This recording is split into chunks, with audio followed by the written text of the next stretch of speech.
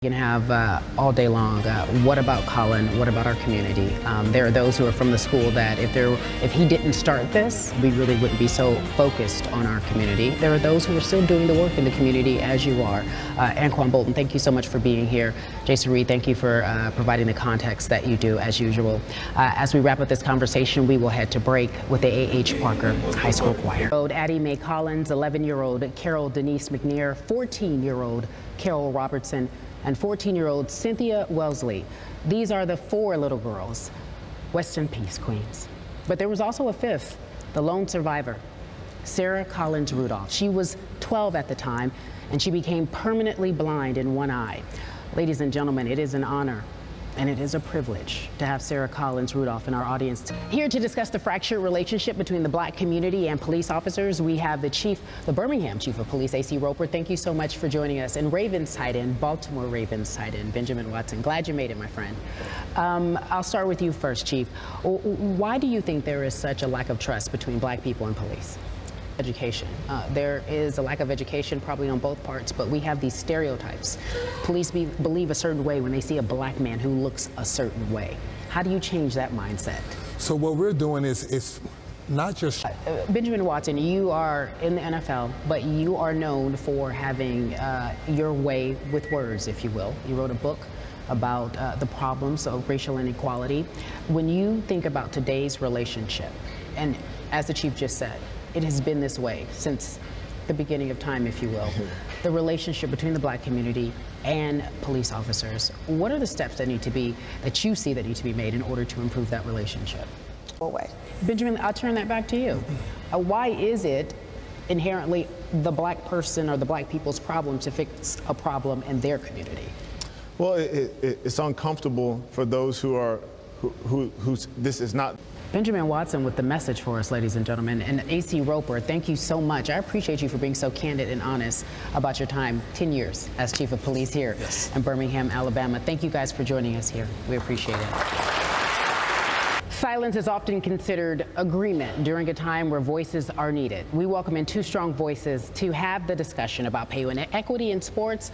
And it's basically about being over-talented and undervalued. I don't know if these ladies know anything about that. I welcome in Jamel Hill. I appreciate you being here in the WNBA's Chiney Ngumake. Ladies, I'm watching that and I'm getting fired up in my seat right now. I heard you say it's about to get lit. Yeah. I want to talk to you about pay inequity in general, but let's keep it with sports.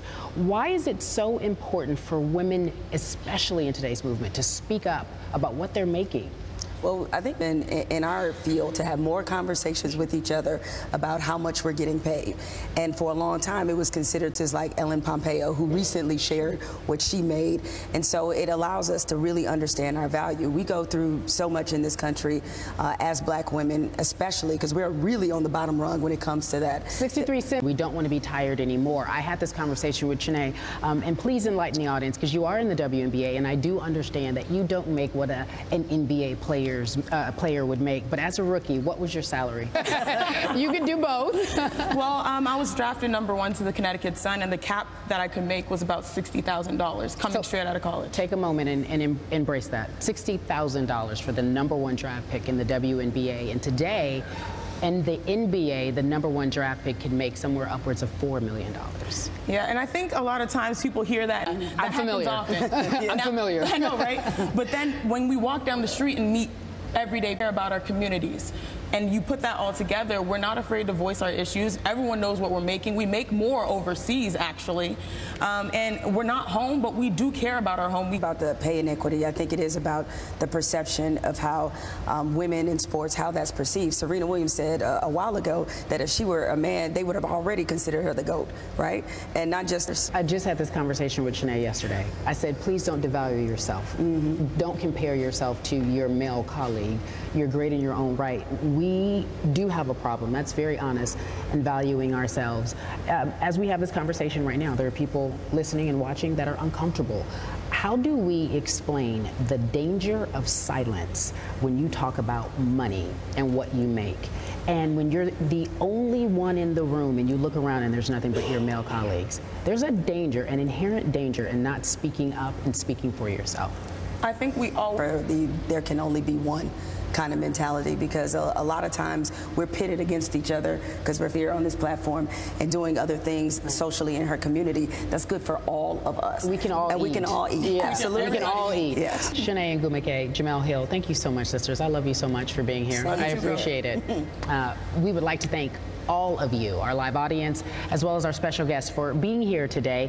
These are important discussions that need to continue. But before we leave, we want to make sure that we acknowledge the support and the hospitality of Pastor John Elle. It's been an honor and definitely a privilege. Important times, important issues, important conversations. We hope you found this hour as meaningful as we did as we put it together. We leave you, as we first began, the A.H. Parker High School Choir.